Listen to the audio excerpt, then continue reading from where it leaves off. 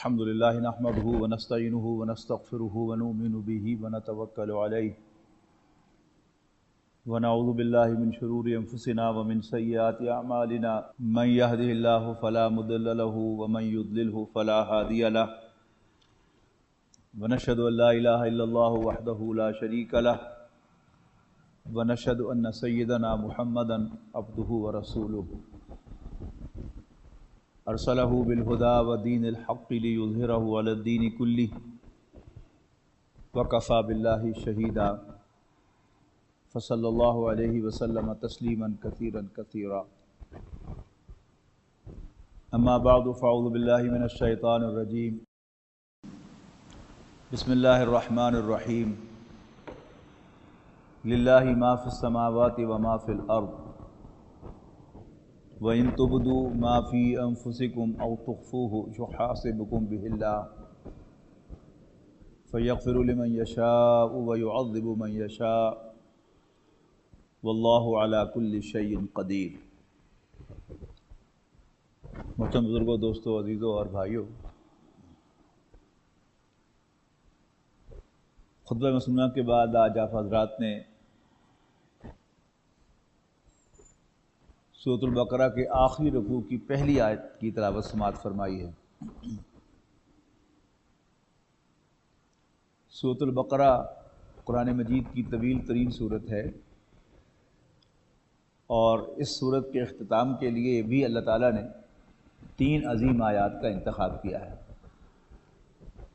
اس انتخاب میں سے 2 تو وہ ہیں کہ جو نبی اکرم صلی اللہ علیہ وسلم کو معراج میں عطا کی گئیں، آخری 2 آیات سورۃ البقرہ کی، لیکن آج ہم اس رکوع کی پہلی آیت پر گفتگو کریں گے۔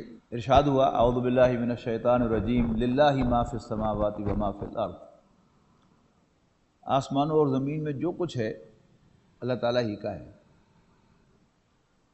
یہ ایک بڑا سادہ سا سٹیٹمنٹ ہے اور ہمارے ایمان کا جز ہے۔ بحیثیت مسلمان ہم سب مانتے ہیں کہ سب کچھ اللہ کا ہے، لیکن یہ بات زبان سے کہنی جس قدر آسان ہے، اسے یاد رکھنا اور اسے اپنے دل میں بٹھانا اتنا ہی مشکل ہے۔ یعنی اصولی طور پر اس بات کو ماننے کے باوجود کہ سب کچھ اللہ کا ہے، ہم چھوٹی چھوٹی چیزوں پر بھی اپنی ملکیت جتلاتے ہیں اور کلیم کرتے ہیں کہ یہ میری ہے۔ میں، میرا ہاتھ، میرا پاؤں، میرا سر، میرا دماغ، میری ناک، میرا کان، میری زبان، میرا جسم، یہ جو میریت ہے، میں اور میرا، یہ اصل میں ایک جڑ ہے فساد کی، کہ جو انسان کو اللہ تعالیٰ سے حجاب میں لے جاتی ہے۔ اس کا الٹ کیجئے، یہ اللہ کا دیا ہوا ہاتھ ہے، آج بھی اسی کا ہے۔ یہ اللہ تعالیٰ کی دی ہوئی زبان ہے، آج بھی اسی کی ہے۔ یہ اللہ تعالیٰ کی عطا کی ہوئی آنکھیں ہیں، آج بھی اسی کی ملکیت ہیں۔ یہ اللہ تعالیٰ کا دیا ہوا کان ہے، آج بھی اس کا مالک وہی ہے۔ یہ اللہ تعالیٰ کی دی ہوئی زبان ہے، آج بھی اسی کی ہے اور آج بھی اسی کے حکم سے چلتی ہے۔ اسی طرح انسان کے وہ اعضاء کے جن پر اسے کوئی کنٹرول نہیں ہے، اس کا دل، جسے وہ اپنا دل کہتا ہے، وہ اللہ تعالیٰ کے حکم سے دھڑکتا ہے اور چلتا ہے، اور جب اسے حکم ہوگا کہ نو مور، تو وہ ایک دفعہ بھی اس سے زائد دھڑک نہیں سکے گا۔ یہ جگر ہمارا کام کر رہا ہے، جسے ہم اپنا جگر کہتے ہیں، وہ اصل میں ہمارا نہیں ہے، اللہ تعالیٰ کا دیا ہوا ہے اور اسی کے حکم سے آج بھی چلتا ہے۔ یہ بات انسان کو جس قدر یاد رہے اپنی عملی زندگی میں، صرف درس دینے کی حد تک نہیں، انسان کو عملی زندگی میں چلتے پھرتے یہ یاد رہے کہ یہ سب کچھ اللہ کا ہے، میرا کچھ نہیں ہے، تو انسان کی زندگی کی آؤٹ لک بھی بدل جاتی ہے اور اس کا پورا ویو پوائنٹ بھی اور نقطہ نظر بھی بدل جاتا ہے، زاویہ نگاہ بھی بدل جاتا ہے۔ یہ زاویہ نگاہ جو ہے، یہ عام ہم بول دیتے ہیں، اس کا مطلب کیا ہے کہ یہ میں آپ کے سامنے بیٹھا ہوں اور یہ ایک ٹیبل ڈیسک میرے سامنے ہے، سامنے سے بیٹھا ہوا شخص جو ہے وہ اس کو ایک اور شکل میں دیکھتا ہے، کونے میں بیٹھا ہوا ایک اور شکل میں دیکھتا ہے، ادھر بیٹھا ہوا ایک اور شکل میں دیکھتا ہے، تو ہے وہی دنیا، ہے وہی سب کچھ، لیکن جب اندر انسان کے تبدیلی واقع ہوتی ہے سوچ کی تو پھر ہر چیز بدل جاتی ہے. یعنی وہ چیز کہ جو اپنی لگ رہی تھی معلوم ہوتا ہے کہ میری نہیں ہے، جس پر اسے اختیار معلوم ہو رہا تھا معلوم ہوتا ہے کہ اس پر میرا کوئی اختیار نہیں ہے، جسے میں سمجھ رہا تھا کہ یہ میرا ہے کوئی مجھ سے چھین نہیں سکتا، انسان کو معلوم ہوتا ہے کہ کیونکہ یہ میرا ہے نہیں، جس کا ہے وہ جب چاہے گا مجھ سے لے جائے گا. انسان کو اس دنیا میں جو تفکرات ہیں، یعنی الفاظ مختلف ہیں، کوئی احساس محرومی ہے، کوئی لٹ جانے کا احساس ہے، یہ سب احساس اس حجاب کی وجہ سے ہیں کہ ہمیں یہ بنیادی سبق بھول گیا ہے کہ یہ سب کچھ اللہ تعالیٰ کا ہے. مال جو میرے پاس آیا وہ بھی اللہ تعالیٰ کا ہے، اس نے مجھے برتنے کو دیا ہے، اور اولاد اللہ تعالیٰ نے مجھے عطا فرمائی ہے، لیکن وہ میری اولاد، میرے بیٹے میرے ہیں، لیکن جیسے میں خود اللہ کا غلام ہوں اس طرح وہ بھی اللہ کے غلام ہیں، ان پر میرا حکم نہیں چلتا. ہاں ان کے رب کا حکم جیسے مجھ پر چلتا ہے، میرا بھی وہ رب ہے، اسی طرح ان پر بھی چلتا ہے، اور اس نے اپنی مہربانی سے مجھے عطا کیے، اور اپنے ہی فیصلے کے تحت جب چاہے گا جیسے چاہے گا مجھے لے جائے گا. جب انسان یہ سبق بھول جاتا ہے تو پھر بڑے بڑے عجیب وہ مفروضے کرتا ہے. کاش کی ایک پوری لائن ہے کہ جو وہ کہتا چلا جاتا ہے کاش کہ ایسا نہ ہوتا. بیٹا مر گیا، کاش کہ میں نے اس کو موٹر سائیکل لے کے نہ دی ہوتی، کاش کہ آج موٹر سائیکل خراب ہو گئی ہوتی، کاش کہ وہ بیمار ہو گیا ہوتا، آج وہ کالج جاتا ہی نہ. یہ سارے کیا ہیں؟ یہ نارملی ان میں سے کوئی چیز بھی ہمیں پسند نہیں ہے. کبھی کوئی چاہتا ہے کہ اس کا بیٹا بیمار ہو، کبھی چاہتا ہے کہ اس کی موٹر بائک خراب ہو، کبھی چاہتا ہے کہ بیٹے کی ضرورت بھی ہے اور میں اس کو موٹر سائیکل لے کر نہ دوں. لیکن صرف اس حجاب کی وجہ سے کہ اللہ تعالیٰ سے اللہ کے اور ہمارے درمیان ایک حجاب ہے، ہم اس کو ریکگنائز نہیں کر رہے، ہم اس کو اپنی نظروں کے سامنے دیکھ نہیں پا رہے، پردے میں آئے ہوئے ہیں، لہٰذا یہ ساری پریشانیاں اور غم ہیں. اور وہ بات کہ جو کسی زمانے وہ ریڈیو پر نواب ٹیوب ویل کا جو اشتہار ہوا کرتا تھا، 100 گلنا دی کو گل بہتے پانی کا ایکو حل، نواب ٹیوب ویل. تو یہ سارے یہ دنیا کے غم فکر ہیں، ان سب کا ایک حل ہے، وہ کیا ہے؟ ایمان باللہ. اللہ تعالیٰ کو ہم مان لیں کہ وہ اس کائنات کا رب ہے، مالک ہے، چلا رہا ہے، اور پوری قدرت کے ساتھ چلا رہا ہے، پورے علم کے ساتھ چلا رہا ہے، اور پوری حکمت اور پلاننگ کے ساتھ چلا رہا ہے. یعنی ایک ایک سٹیپ آگے بڑھتے چلے جائیں. یعنی جب ہم یہ مانیں گے کہ کوئی اللہ تعالیٰ کی پلاننگ سے، اللہ تعالیٰ اپنی پلاننگ سے یہ سب کچھ چلا رہا ہے، تو پھر وہ احساس کیوں ہو؟ اگر ایسا نہ ہوتا تو ایسا ہو جاتا، وہ ختم ہو گیا. یہ تو پہلے سے اس نے پلان کیا ہوا تھا کہ فلاں آدمی کو اس جگہ پر موت دینی ہے. پھر اس کا جو ایکسیڈنٹ ہوا ہے اس میں کتنے لوگوں کا روزگار وابستہ ہے. موٹر سائیکل مکینک کا روزگار اللہ تعالیٰ نے اس کے ساتھ وابستہ کیا ہوا ہے. ڈاکٹر کی فیس جو ہے اللہ تعالیٰ نے اس ایکسیڈنٹ کے ساتھ وابستہ کی ہوئی ہے. اور یہ تو موٹی موٹی چیزیں ہمیں نظر آتی ہیں، اللہ تعالیٰ نے اس کے ساتھ کتنے کنیکشنز جو ہیں وہ دنیا کے قائم کیے ہوئے ہیں. یہ سارا کا سارا نظام چلانے والا اللہ، وہ اس سب کو پلان کر کے چل رہا ہے، اور کوئی اس کام اس کی مرضی کے خلاف یا اس کی قدرت سے باہر نہیں ہوتا.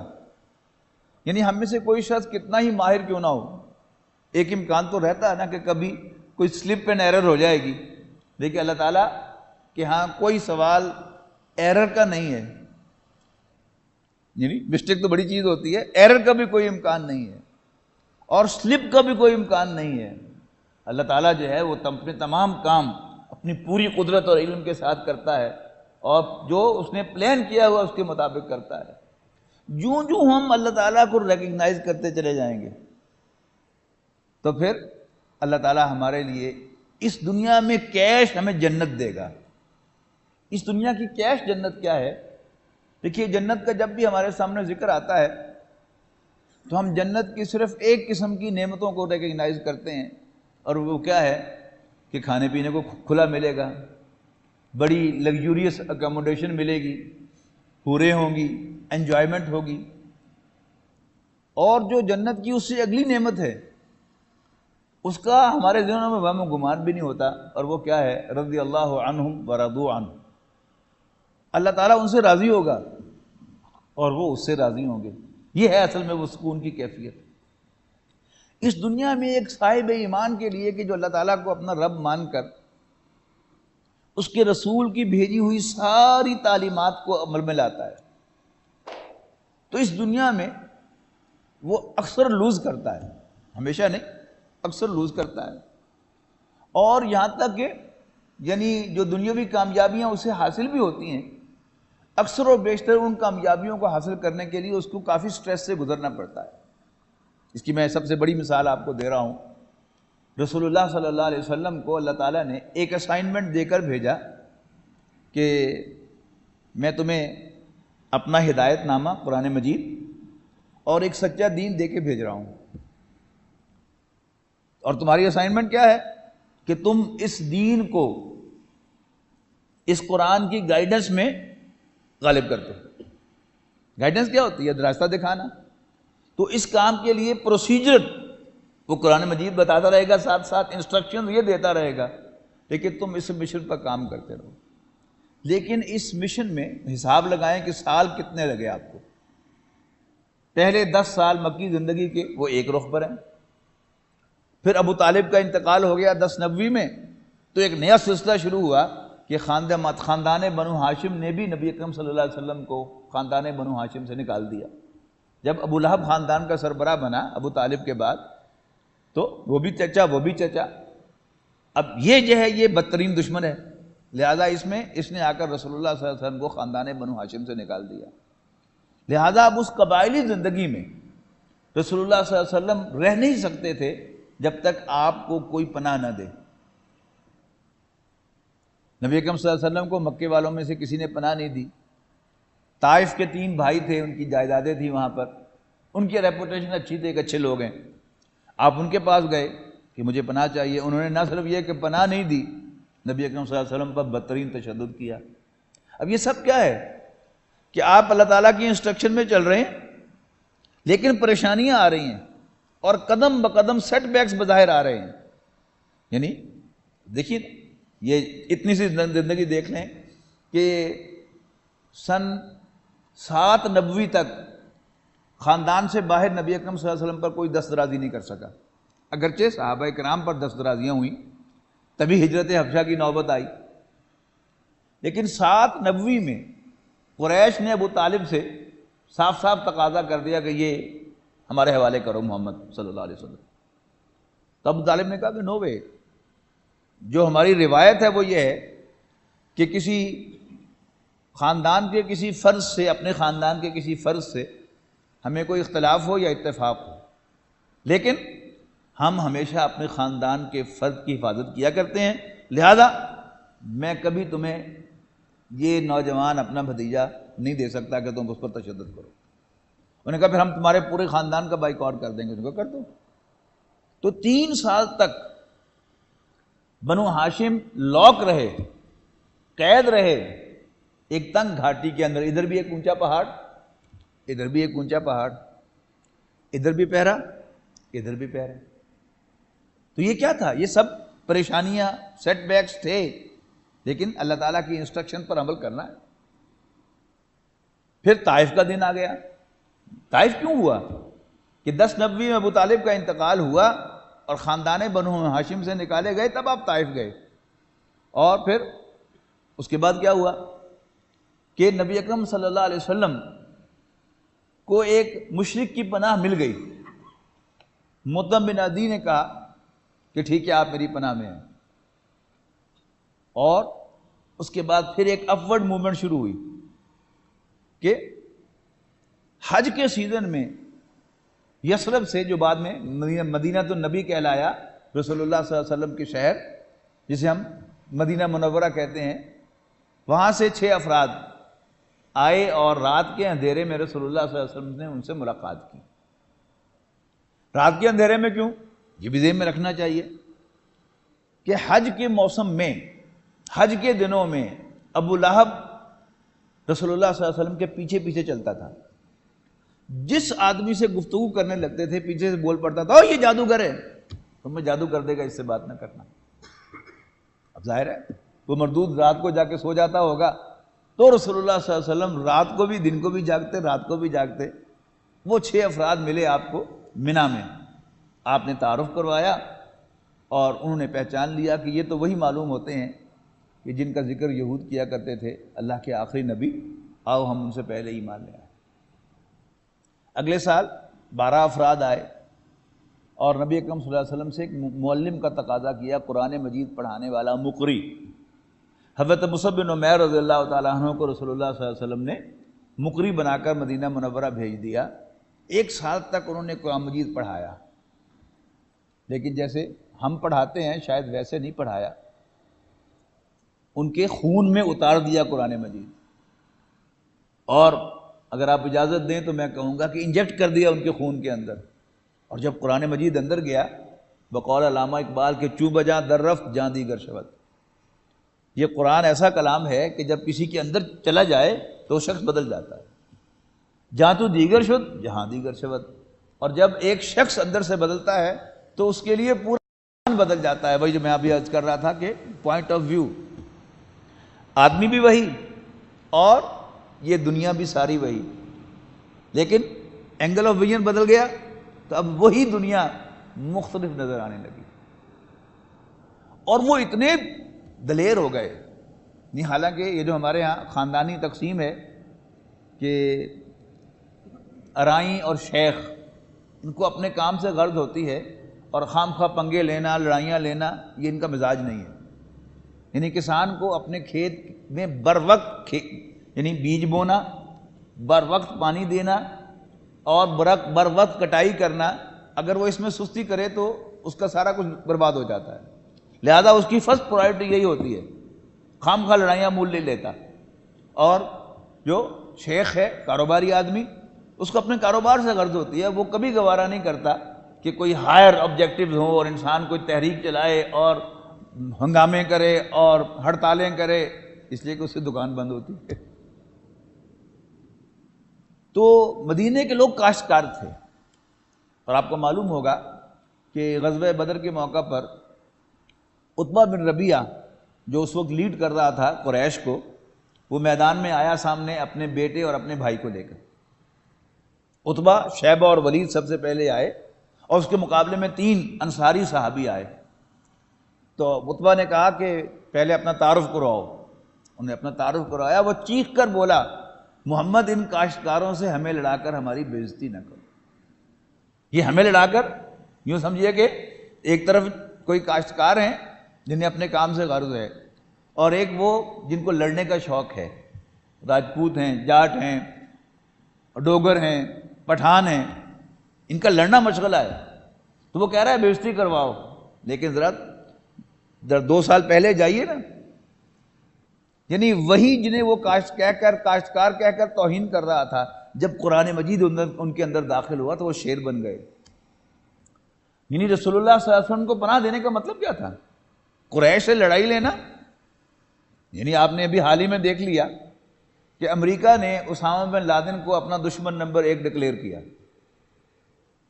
اور طالبان نے انہیں پناہ دے دی، تو پھر کیا حشر کیا امریکہ نے اس کا؟ تو شیر ہو گئے کس سے؟ قرآن مجید جب خون کے اندر دوڑا، رگوں کے اندر، تو تبدیلی آئی ان کے اندر، وہ شیر ہو گئے۔ اور انہوں نے اگلے سال آ کر رسول اللہ صلی اللہ علیہ وسلم کو پیشکش کر دی کہ آپ کے خاندان والوں نے آپ کو ڈسون کر دیا ہے، آپ ہمارے پاس تشریف لے آئیے، ہم آپ کی ایسے ہی حفاظت کریں گے جیسے اپنے خاندان میں پیدا ہونے والے بچوں کی حفاظت کرتے ہیں، یعنی ہم آپ کو متبنہ بناتے ہیں۔ رسول اللہ صلی اللہ علیہ وسلم نے پیشکش قبول کی اور آپ ہجرت کر کے مدینہ منورہ منتقل ہو گئے۔ صرف پہلے 6 ماہ کچھ ہنگامہ خیز زندگی اس اعتبار سے نہیں ہے. پہلے 6 ماہ میں آپ نے 3 کام کیے. مسجد نبی کی تعمیر فرمائی، مسلمانوں کے درمیان، مہاجر و انصار کے درمیان مواخات بھائی چارہ قائم کیا، اور یہودیوں سے معاہدہ کیا میثاق مدینہ. اس کے بعد پھر چل سو چل 8 مہمیں بھیجی ہیں رسول اللہ صلی اللہ علیہ وسلم نے غزوہ بدر سے پہلے. 1 سال کے اندر 8 مہمیں، اور پھر ظاہر ہے اس میں جان و مال کا نقصان بھی ہوا ہے، اور اس کے نتیجے میں غزوہ بدر ہوا. اب اللہ تعالیٰ نے جو مدد فرمائی اور جس طرح اللہ تعالیٰ نے فتح نصیب فرمائی وہ تو ایک رکھی ہے، لیکن ذرا غزوہ بدر سے پہلے اپنے آپ کو اس سچویشن میں لے کے جائیے کہ 1000 کا لشکر ہے کیل کانٹے سے لیس، اور آپ 314 افراد کو لے کر جو بے سر و سامان ہیں ان کو لے کر آپ ان سے لڑنے کے لیے جا رہے ہیں. تو ذرا قلبی کیفیت کا اندازہ لگائیے. اگر رسول اللہ صلی اللہ علیہ وسلم کو اس بات پر یقین نہ ہوتا کہ میرا رب میرے ساتھ ہے، اور وحی کے ذریعے سے جو آپ کو ری ایشورنس دی گئی تھی کہ آپ اس قافلے کو کی طرف رخ کریں یا آپ 1000 کے لشکر کی طرف رخ کریں، فتح آپ کی ہوگی، نبی اکرم صلی اللہ علیہ وسلم کیا یہ اقدام کر سکتے تھے؟ اور باقی صحابہ اپنے اپنے ایمان کے لیول کے اعتبار سے جو ایمان کے اندر گہرا اترا ہوا ہوگا وہ تو اسی طرح جیسے رسول اللہ صلی اللہ علیہ وسلم کانفیڈنس میں تھے وہ بھی کم و بیش اسی طرح کانفیڈنس میں ہوگا. اور جوں جوں ایمان ویک ہوتا ہوگا اسی درجے میں ایک خطرہ، اندیشہ، پتہ نہیں کیا ہو جائے، پتہ نہیں کیا ہو جائے، پتہ نہیں کیا ہو جائے. اور جب اللہ پر یقین ہوگا تو یہ سب کچھ جو ہو رہا ہے اللہ تعالیٰ کروا رہا ہے. وہ زندہ ہے، اب بھی موجود ہے، اور ہوگا وہی وہ جو وہ چاہے گا. ہماری ذمہ داری کیا ہے کہ ہم اپنا فرض ادا کریں، اللہ اور اس کے رسول کی فرمانبرداری کریں. قرآن مجید کے یہ بنیادی مضامین میں سے ایک ہے. لیکن آج میں آپ کو سورہ طلاق اور سورہ تغابن کے اندر جو اس کا بیان ہے میں اس کی طرف آپ کو متوجہ کرنا چاہتا ہوں کہ انسان کو سکون کیسے ملتا ہے اور انسان کا کام کیا ہے. اصل میں یہی وہ چیز ہے کہ جو عام طور پر ہمیں کنفیوز کرتی ہے. جب ہم 2 چیزوں کو آپس میں ملا دیتے ہیں، اپنی ذمہ داری کو اور اللہ تعالیٰ کے کاموں کو، تو پھر کنفیوز ہوتے ہیں. پھر تقدیر کا مسئلہ نہ حل ہونے والا وہ ہمارے گفتگو میں آتا ہے، بحث و تمیز میں آتا ہے، اور پھر ہم پتہ نہیں کیا کیا کفریہ کلمات جو ہیں وہ اپنی زبان سے نکالتے ہیں. ان 2 چیزوں کو بالکل علیحدہ رکھنا چاہیے. سورہ تغابن اور سورہ طلاق یہ دونوں ساتھ ساتھ صورتیں ہیں. ان میں سے سورہ تغابن کے اندر ارشاد ہے کہ ما اصاب من مصیبت الا باذن اللہ، کوئی مصیبت نہیں آتی، کوئی پریشانی نہیں آتی، کچھ بھی نہیں ہوتا مگر اللہ کی اجازت سے. وَمَن يُؤْمِن بِاللَّهِ يَهْدِ قَلْبَهُ، جو اللہ تعالیٰ پر ایمان رکھے گا اللہ تعالیٰ اس کے دل کی رہنمائی کرے گا. یہ دل کی رہنمائی کیا ہے؟ ایک ہے علمی رہنمائی کہ میں اس پر بڑا اچھا درس دے سکوں، یا کوئی مجھ سے بھی اچھا اس کو بیان کر لے. لیکن جب کوئی سچویشن آئے ایسی جس میں انسان کو کچھ سیٹ بیک پہنچے، اس وقت اسے یہ بات بھول ہی جائے کہ اللہ نے کیا ہے، تو کیا ہے اسے سوائے پریشانی کے، غم کے اور کچھ نہیں ملے گا. واللہ بکل شیء علیم. اور سکون دینے والا، اطمینان بخشنے والا، راضی کرنے والا تو اللہ ہے. اللہ تعالیٰ کو معلوم ہے کہ کون ایمان کی کس کیفیت میں ہے. وَمَن یُؤْمِن بِاللَّهِ یَهْدِ قَلْبَهُ، جو اللہ پر ایمان رکھتا ہے، اللہ پر یقین رکھتا ہے، اللہ تعالیٰ اس کی رہنمائی کرے گا. واللہ بکل شیء علیم، اور اللہ تعالیٰ ہر چیز کا جاننے والا ہے. یعنی باہر خارج میں جو کچھ ہو رہا ہے وہ بھی اس کے علم میں ہے پورا پورا، اور ہمارے دل کی ساری کیفیات، ہمارے دل کے ایمان اور یقین کی کیفیت وہ بھی اللہ تعالیٰ کے علم میں ہے. اس کے بعد فرمایا وَأَطِیعُوا اللَّهَ وَأَطِیعُوا الرَّسُولَ. کہنا مانو اللہ کا اور کہنا مانو اس کے رسول کا صلی اللہ علیہ وسلم۔ فَإِن تَوَلَّيْتُمْ فَإِنَّمَا عَلَىٰ رَسُولِنَا الْبَلَاغُ الْمُبِينُ، اور اگر تم نے منہ پھیرا اللہ اور اس کے رسول کی فرما برداری سے تو یاد رکھنا ہمارے رسول کے ذمے تو صرف وضاحت کے ساتھ پہنچانا ہے۔ وَأَطِیعُوا اللَّهَ وَأَطِیعُوا الرَّسُولَ فَإِن تَوَلَّيْتُمْ فَإِنَّمَا عَلَىٰ رَسُولِنَا الْبَلَاغُ الْمُبِينُ۔ پھر واپس اسی بات کی طرف، اللہ لا الہ الا ہو، اللہ تعالیٰ ہی وہ ہستی ہے کہ جس کے سوا کوئی عبادت کے لائق نہیں۔ وَعَلَى اللَّهِ فَلْيَتَوَكَّلِ الْمُؤْمِنُونَ، بس مومنوں کو تو اللہ تعالیٰ ہی پر بھروسہ کرنا چاہیے۔ ابھی اللہ تعالیٰ پر بھروسہ کیا چیز ہے؟ ایک بڑی خوبصورت حدیث بڑے سادہ الفاظ میں رسول اللہ صلی اللہ علیہ وسلم نے سمجھایا۔ زہد کہتے ہیں دنیا سے بے رغبتی کو، للہیت کو، یعنی دنیا سے پیار نہ کرنا، اللہ تعالیٰ سے پیار کرنا، دنیا میں دلچسپی نہ رکھنا، اللہ تعالیٰ کے ساتھ دلچسپی رکھنا، زہد یا زہادہ۔ تو آپ فرماتے ہیں کہ الزہادۃ فی الدنیا لیست بتحریم الحلال ولا باضاعۃ المال، دنیا سے بے رغبتی نہ تو مال ضائع کرنے میں اور نہ حلال کو حرام کرنے میں۔ الفاظ کا تھوڑا بہت فرق بھی ہے روایت میں، لیکن مفہوم یہی ہے۔ کیا مطلب؟ کسی شخص کو دنیا سے رغبت نہ رہے تو رہبانیت کی طرف چلا جائے اور جو چیزیں اللہ تعالیٰ نے حلال کی ہیں وہ بھی حرام کر دے، یا ایک دم جو ہے وہ جذباتی ہو کر وہ اپنا سب کچھ ضائع کر دے کہ نہیں بس مجھے ان سے کوئی دلچسپی نہیں ہے۔ ان دونوں کو آپ نے فرمایا کہ یہ زہد نہیں ہے۔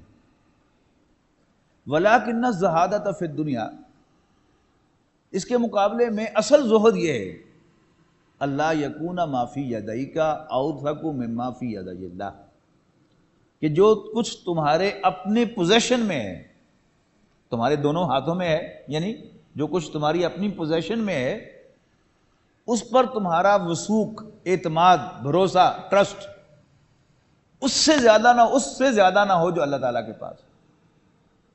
یعنی عام طور پر دنیا کا اچھا بینک بیلنس ہے، چلو ٹھیک ہو جائے گا، کوئی مسئلہ نہیں، اچھا فلاں گاڑی ہے، کوئی مسئلہ نہیں، فلاں چیز ہے، کوئی مسئلہ نہیں۔ یعنی رسول اللہ صلی اللہ علیہ وسلم ترغیب کیا دلا رہے ہیں کہ یہ سب چیزیں ہوں انسان کے پاس، لیکن اسے یقین اللہ تعالیٰ پر ہو کہ یہ میرے کام نہیں آئیں گی، اللہ تعالیٰ میرے کام آئے گا۔ اور اللہ تعالیٰ کام آئے گا کیسے؟ وہ چاہے گا تو ان میں سے کسی سے مجھے فائدہ پہنچا دے گا، اور چاہے گا تو کسی اور سورس سے مجھے فائدہ پہنچائے گا۔ اصل سورس جو ہے وہ اللہ تعالیٰ کی سورس ہے۔ یہ انسان کا یقین جب ہوتا ہے تو پھر انسان اس دنیا میں رہتے ہوئے بھی جنت میں ہوتا ہے، اس لیے کہ اسے پریشانی کوئی نہیں، اسے غم کوئی نہیں، اسے احساس محرومی کوئی نہیں کہ وہ میرے پاس کیوں نہیں ہے اور وہ میرے پاس کیوں نہیں ہے۔ جو کچھ اس کے رب نے اس کو دیا ہے وہ اس پر راضی ہے کہ ہر چیز ساقی ماں ریخت عین الطافس، میرے پیالے نے میرے پیالے میں میرے ساقی نے جو کچھ بھی ڈالا ہے یہ اس کی عنایت ہی عنایت ہے، سب قبول ہے، مجھے بہترین فیصلہ ہے میرے حق میں، اس لیے کہ یہ میرے مالک نے مجھے عطا کیا ہے، میرے ساقی نے مجھے عطا کیا ہے۔ تو ہر چیز ساقی ماں ریخت عین الطافس، تو انسان کو سکون ملتا ہے۔ اب یہی بات جو ہے اگلی سورت سورہ طلاق ہے۔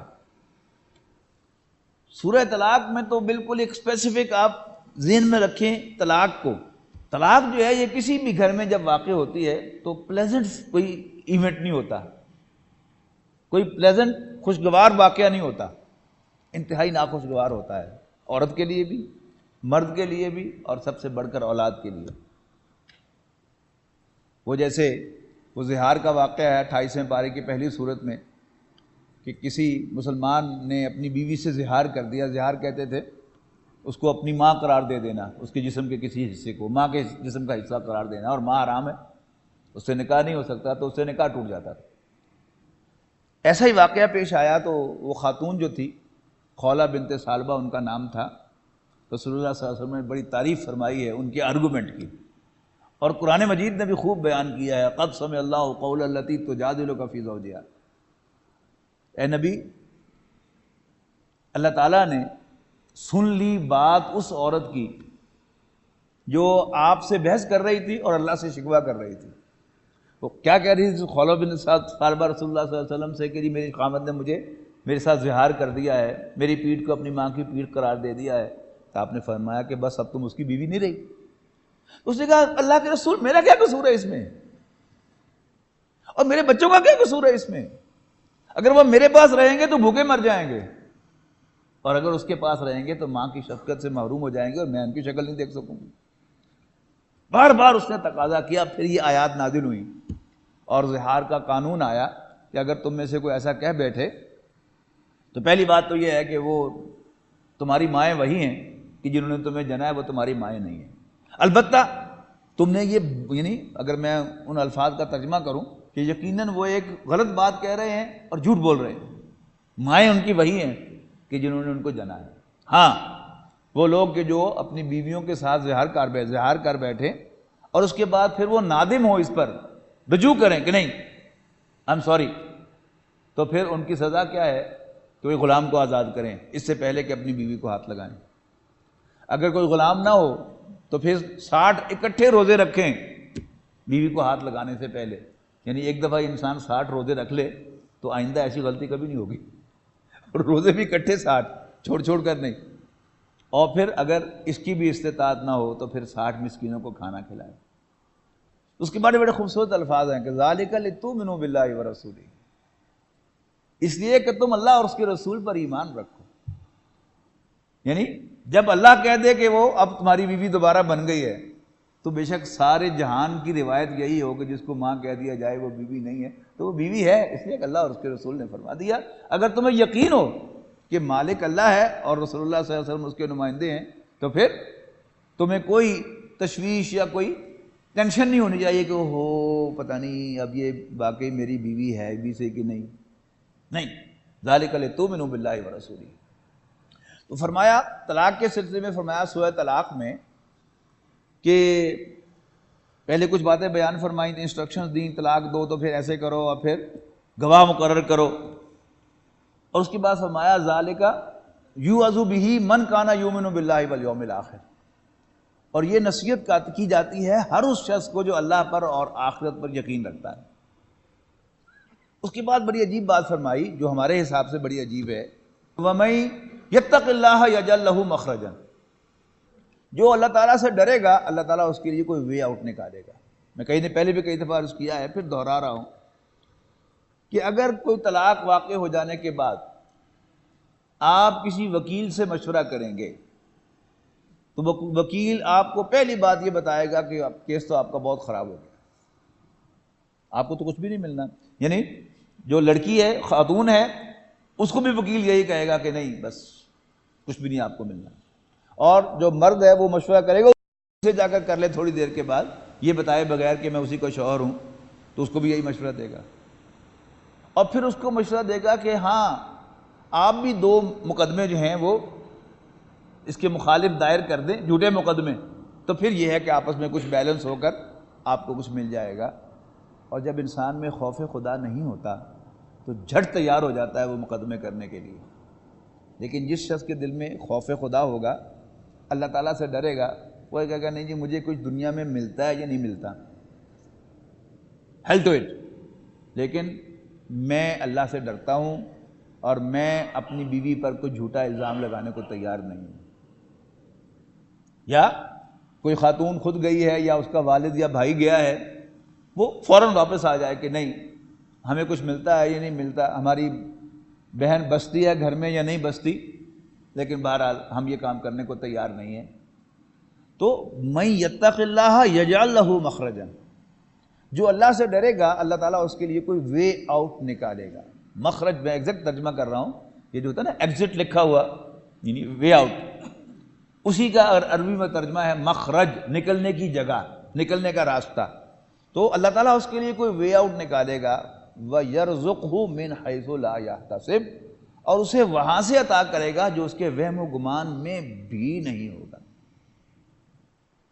یعنی اللہ تعالیٰ کا تصور ذہن میں رکھیے گا کہ وہ پوری کائنات کا تنہا مالک ہے اور سب کچھ اس کے حکم سے ہو رہا ہے، اس کی اجازت سے ہو رہا ہے. ایک پتا ایک تن کا بھی جنبش نہیں کرتا اس کی اجازت کے بغیر. یہ تو خیر بہت بڑا معاملہ ہے. تو اللہ تعالیٰ کیسے نکالے گا؟ یعنی اللہ تعالیٰ کو فرام دا بلو پکارنا. ایک ہے کہ اللہ تعالیٰ کو مشورے بھی ساتھ دینا کہ یا اللہ یہ کام میرا یوں کر دے، ادھر سے کر دے، اس کو کر دے. نہیں، جتنا ہو سکے پیچھے آئیے کہ یا اللہ یہ میرا کام ہے، تو کر دے. تیرے پاس ریسورسز ہیں، تو کر سکتا ہے. لیکن ریسورسز کا معاملہ تو یہ ہے کہ میں نے آپ کے پیسے دینے ہوں اور میں چاہتا بھی ہوں کہ دوں. آپ آئے، میں نے کہا جی میں کل آپ کو دے دوں گا. کیوں؟ میں نے کہا کل دے دوں گا اس لیے کہ مجھے توقع ہے کہ مجھے کہیں سے پیمنٹ آئے گی آج شام کو یا کل. اور اگر کل مجھے پیمنٹ نہیں آئے گی تو پھر کیا میں کل آپ کو پیمنٹ کر لوں گا؟ ہرگز نہیں. شرمندہ ہوں گا یا مزید جھوٹ بولوں گا لیکن آپ کی پیمنٹ نہیں کر سکتا، اس لیے کہ میرے پاس تو ہے کچھ نہیں. اس دنیا میں میں اور آپ لے دے کر کام چلاتے ہیں. ادھر سے لیتا ہوں ادھر دیتا ہوں، آپ ادھر سے لیتے ہیں ادھر دیتے ہیں. لیکن اللہ تعالیٰ کو کہیں سے لے کر نہیں دینا. اللہ تعالیٰ سے مانگنا ہو تو بڑی موٹی سی بات یاد رکھیے گا، بس مانگنا ہے. کہاں سے دے یہ ہمارا کنسرن ہے ہی نہیں. اللہ تعالیٰ سے بس ہم یہ تقاضا کریں کہ تو میرا مالک ہے، میں تیرا بندہ ہوں، مجھے دے دے دے. ہے تیرے پاس، کہیں سے لے کر نہیں دینا تو نے، مجھے دے. ایک سٹیپ اور پیچھے آئیے ایمان میں تو کیا ہے؟ استخارہ. دعائے استخارہ کے کبھی الفاظ آپ نے پڑھے ہوں تو وہ تو ایمان کا ایک پورا گلدستہ ہے. اللہم انی استخیرک بعلمک، اے اللہ میں تجھ سے خیر چاہتا ہوں تیرے علم کے حوالے سے. واستقدرک بقدرتک، اور تیری اتھارٹی تیری قدرت میں سے کچھ حاصل کرنا چاہتا ہوں. فإنک تقدر ولا اقدر، اس لیے کہ تو قدرت والا ہے، مجھے کوئی قدرت نہیں ہے. وتعلم ولا اعلم، اور تو سب کچھ جانتا ہے، مجھے کچھ علم نہیں. وإنک انت علام الغیوب، اور سب تو چھپی باتوں کا بھی جاننے والا ہے. ان کنت تعلم ان هذا الامر خیر لی فی دینی ومعاشی وعاقبت امری. اے اللہ اگر تیرے علم کے مطابق میرا یہ کام میرے دین دنیا اور انجام کے لحاظ سے اچھا ہے، فقدرہ لی، تو مجھے اس کی قدرت دے دے. ویسرہ لی، اور مجھے اس کو میرے لیے آسان بنا دے. ثم بارک لی فی، پھر مجھے اس کی قدرت، اس میں برکت عطا فرما دے. وَإِن كُنْتَ تَعْلَمُ أَنَّ هَذَا الْأَمْرَ شَرٌّ لِّي، اور اگر تیرے علم کے مطابق، جو کامل علم ہے تیرا، اس کے مطابق میرا یہ کام برا ہے، فی دینی و معاشی و عاقبت امری، میرے دین کے لحاظ سے، میری دنیا کے لحاظ سے اور انجام کار کے اعتبار سے، فَاصْرِفْهُ عَنِّي وَاصْرِفْنِي عَنْهُ، تو اس کو مجھ سے دور کر دے اور مجھے اس سے دور کر دے. یعنی اب کریزی نہیں ہوں میں کہ ضرور یہ مجھے ملے. یا اللہ اگر اچھا ہے تو مجھے دے دے، اچھا نہیں ہے تو پھر اس کو مجھ سے دور کر، مجھے اس سے دور کر. وَاقْدُرْ لِيَ الْخَيْرَ حَيْثُ كَانَ، اور پھر خیر جہاں بھی ہے میرے لیے اس پر مجھے قدرت دے دے. مجھے تو پتہ بھی نہیں کہ میرے لیے خیر کہاں ہے. ثُمَّ أَرْضِنِي بِهِ، پھر مجھے اس پر راضی کر دے. تو سارا اصل جو حاصل کیا ہے، جہاں سے بات شروع ہوئی تھی کہ جنت کی بھی اصل نعمت کیا ہے؟ رضی اللہ عنہم ورضوا، اللہ ان سے راضی ہوگا، وہ اللہ تعالیٰ سے راضی ہوں گے. اور پھر اس سے بھی اگلا ایمان کا درجہ جو شاید ہماری دسترس کی بات نہیں ہے، وہ انبیاء کرام کے لیول کا ایمان ہوگا کہ انسان جو ہے وہ چھوٹی چھوٹی چیزوں پر پریشان ہونا ہی چھوڑ دے. These are not issues. میرا کام کیا ہے؟ میں اپنا کام کرتا رہوں، میرا رب میرے کاموں کو خود سنبھالتا رہے گا، وہ کافی ہے. مجھے فکر کرنے کی بھی ضرورت کیا ہے کہ یہ کام میں بوجھوں کہ ہے کہ نہیں. جب اللہ تعالیٰ ہی سارے کام کر رہا ہے تو بس میں اسی پر چھوڑ دوں. میرے کام اصل میں تیرے کام ہے، تو جان تیرا کام جانے. باقی میری ذمہ داری کیا ہے؟ تیرا اور تیرے رسول کا حکم مانا. بس تو مجھے اس کی توفیق دیے رکھ کہ میں تیرا اور تیرے رسول کا حکم مانتا رہوں. پھر سورہ تغابن میں آگے جا کر بات اور بھی زیادہ آگے بڑھا دی. پہلے سے فرمایا کہ وَمَن يَتَّقِ اللَّهَ يَجْعَل لَّهُ مَخْرَجًا جو اللہ سے ڈرے گا اللہ تعالیٰ اس کے لیے وے آؤٹ نکالے گا. وَيَرْزُقُهُ مِنْ حَيْثُ لَا يَحْتَسِبُ، اسے وہاں سے دے گا جو اس کے وہم و گمان میں بھی نہیں ہوگا. وَمَن يَتَوَكَّلْ عَلَى اللَّهِ، اور جو اللہ پر بھروسہ کرے گا فَهُوَ حَسْبُهُ، اللہ تعالیٰ خود اس کے لیے کافی ہو جائے گا. إِنَّ اللَّهَ بَالِغُ أَمْرِهِ، بے شک اللہ تعالیٰ اپنے کاموں کو انجام تک پہنچانے والا ہے.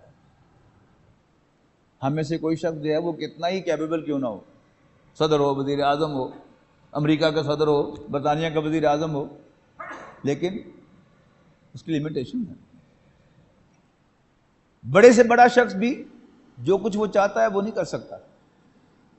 یہ صرف اللہ تعالیٰ کی شان ہے. ان اللہ بالغ امرہ، بے شک اللہ تعالیٰ اپنے کاموں کو انجام تک پہنچانے والا ہے.